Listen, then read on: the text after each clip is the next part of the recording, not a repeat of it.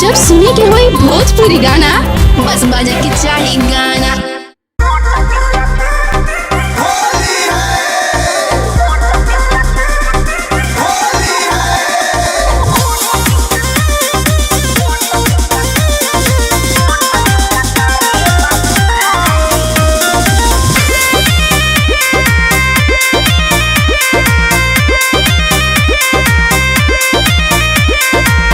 आवाना खेला होली कर जाने माना हो भइलु से आन साली छोड़ा बच्चा पाना हो। ए साली जी एने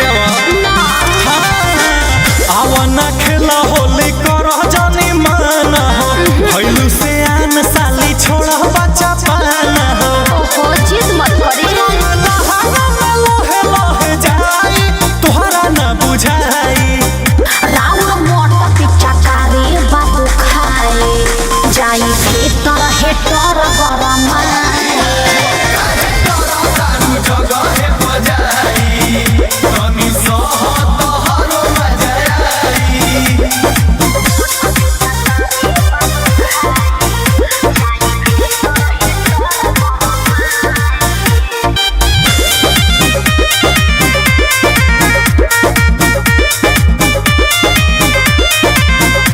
लगे पाला जाई खाला जाने करे सुरुआ नहीं सहे जाके कहे दीदिया से सारा बात। अरे ऐसनो का करबू ए दादा हो साली हमर साली हो असो होली बितई बुका खाली हो। देखी जीजू हाला कर जनी हमारा के दो तरसाई तोहरो मजा आई तोरा मोट पिच्चा कारी बाबू खाए जाई भीतर हेटर गरम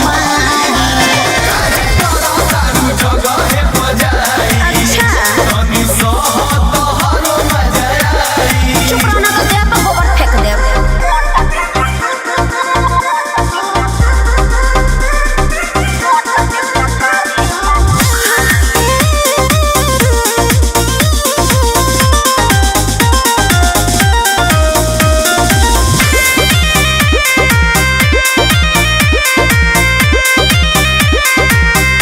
भल गरम ध्यान रम जाने करे अपना का सुनी जीजा है न तेजा जाने छुआ मकनो अरे होली हाथ ना तो चलबे करी हो जबरी ना चली डालम रंगावा ना चली पाता हो साली जीजा से निभाव तू नाता हो।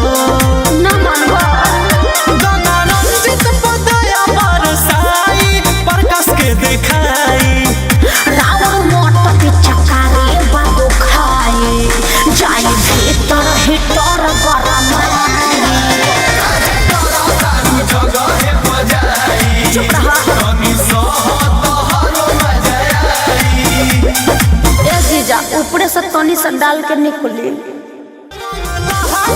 लहे